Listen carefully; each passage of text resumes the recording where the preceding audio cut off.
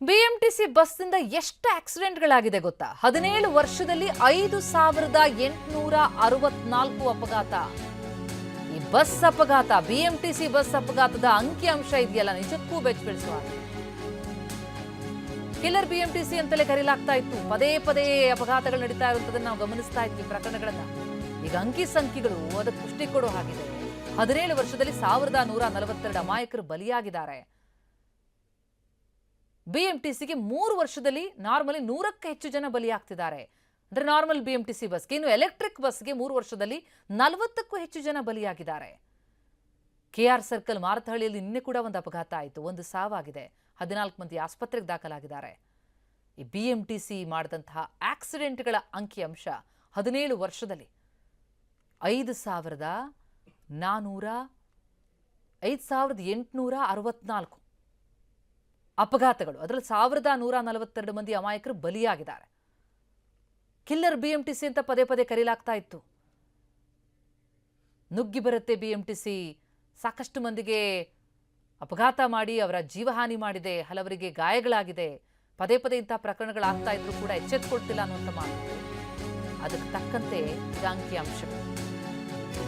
BMTC bus ಅಪಘಾತಕ್ಕೆ ಏನ್ ಕಾರಣ ಅಂತಂದ್ರೆ ಅಧಿಕಾರಿಗಳ ಹೊಣೆ ಅಂತಿದ್ದಾರೆ.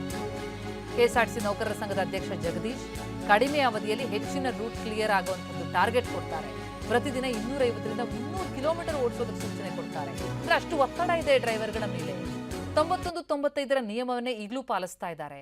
ಸಾಕಷ್ಟು ಬಾರಿ ಮನವಿ ಮಾಡಿಕೊಂಡ್ರು ಕೂಡ ಅಧಿಕಾರಿಗಳು ಕೇಳ್ತಿಲ್ಲ.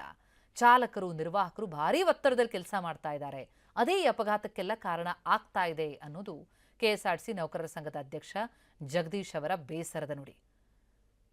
ಬಿಎಂಟಿಸಿ ಬಸ್ ಡಿಕ್ಕಿಯಾಗಿ ಹಲವು ಕಡೆಗಳಲ್ಲಿ ಅಪಘಾತ ಆಗಿರೋದು, ಬಸ್ಗೆ ಬಸ್ ಡಿಕ್ಕಿ ಹೊಡೆದಿರೋದು, ಹಲವು ದ್ವಿಚಕ್ರ ವಾಹನ ಸವಾರರಿಗೆ ಡಿಕ್ಕಿ ಹೊಡೆದು ಜೀವಹಾನಿಯಾಗಿರೋದು, ಪಾದಚಾರಿಗಳಿಗೆ ಹೊಡೆದಿರೋದು, ಹೀಗೆ 10 ಘಟನೆಗಳಿವೆ. ಇದಕ್ಕೆಲ್ಲ ಯಾರು ಹೊಣೆ ಅಂತ ನೋಡ್ತಾ ಹೋದರೆ ಕೆಎಸ್ಆರ್ಟಿಸಿ ನೌಕರರ ಸಂಘದ ಅಧ್ಯಕ್ಷರು ಹೇಳೋದು, ಇದು ಬರೀ ನಾವು ಚಾಲಕರ ಮೇಲೆ ಹಾಕೋದಕ್ಕಾಗಲ್ಲ. ಯಾಕಂದ್ರೆ ಅವರು ಅಷ್ಟು ಒತ್ತಡದಲ್ಲಿ ಕೆಲಸ ಮಾಡ್ತಿದ್ದಾರೆ. ಎಷ್ಟು ಬಾರಿ ನಾವು ಅಧಿಕಾರಿಗಳಿಗೆ ಮನವಿ ಮಾಡಿಕೊಂಡ್ರು ಕೂಡ ಕೇಳ್ತಿಲ್ಲ.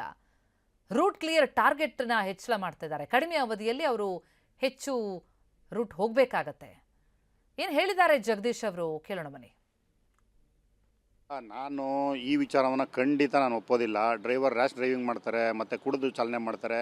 ಇದೆಲ್ಲದಕ್ಕೂ ಸಹ ಸಂಸ್ಥೆ ಒಳಗಡೆ ಇತಿಮಿತಿ ಅಂತಕ್ಕಂಥದ್ದಿದೆ. ಆದರೆ ಅಧಿಕಾರಿಗಳ ಅಂಧ ದರ್ಬಾರಿಗೆ ಇತಿಮಿತಿ ಇಲ್ದೆಲ್ಲ ಇರ್ತಕ್ಕಂಥದ್ದು, ಮತ್ತು ಅತ್ಯಂತ ಕಾರ್ಯಕ್ಷಮತೆ ಮಾಡಬೇಕಾದ್ರೆ ಅತ್ಯಂತ ಒತ್ತಡದಲ್ಲಿ ಕೆಲಸ ಮಾಡ್ತಾ ಇರ್ತಕ್ಕಂಥದ್ದು, ಅಧಿಕಾರಿಗಳ ಲಂಚೋಪತರ ಇದೆಯಲ್ಲ, ಅದು ದೊಡ್ಡ ಮಟ್ಟಿಗೆ ನಮ್ಮಲ್ಲಿ ಏನಾಗಿದೆ, BMTCನಲ್ಲಿ ಅಧ್ಯಕ್ಷರಿದ್ದಾರೆ, ಉಪಾಧ್ಯಕ್ಷರಿದ್ದಾರೆ, ಉನ್ನತ ಮಟ್ಟದ MDಗಳಿದ್ದಾರೆ, ಮತ್ತು ಎಲ್ಲ ಥರದ ಅಧಿಕಾರಿಗಳು ಇದ್ರೂ ಸಹ ಯಾರೂ ಸಹ ಡಿಪಾಸಿಟ್ ಮಾಡಲ್ಲ.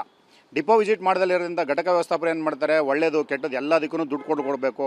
ಯಾರನ್ನೂ ಸಹ ಸೌಹಾರ್ದತೆಯಿಂದ ಚಾಲಕ ನಿರ್ವಾಹಕರ ಜೊತೆ ಕೂತು ಮಾತಾಡ್ತಕ್ಕಂಥ ಒಂದು ಸಂದರ್ಭವೇ ಇಲ್ಲ. ಪ್ರತಿಯೊಂದು ಅವ್ರ ತಂದೆ ಸತ್ತಿರೋ ದುಡ್ಡು ಕೊಡಬೇಕು, ಅವ್ರ ತಾಯಿಗೆ ಹುಷಾರಿಲ್ಲ ಅನ್ನೋ ದುಡ್ಡು ಕೊಡಬೇಕು, ಇವ್ರಿಗೆ ಹುಷಾರಿಲ್ಲ ಹಾಸ್ಪಿಟ್ಲ್ ತೋರ್ಸೋಕೆ ಹೋಗ್ತಾ ಇದ್ದೀವಿ ದುಡ್ಡು ಕೊಡಬೇಕು. ದುಡ್ಡಿಂದ ಏನಾಗೋಗಿದೆ, ಒಂದು ಕಡೆ ಚಾಲಕರು ಫುಲ್ಲು ಇದರಿಂದ ಒಂಥರ ಪೀಕಿಗೆ ಹೋಗ್ಬಿಟ್ಟಿದ್ದಾರೆ. ಯಾವುದೇ ಕಾರಣಕ್ಕೂ ನಮ್ಮ ಕೈಲಿ ಏನೂ ಮಾಡೋಕ್ಕೆ ಸಾಧ್ಯ ಇಲ್ವಲ್ಲ ಅಂತ ಅಂದ್ಬಿಟ್ಟಿದ್ದೀನಿ.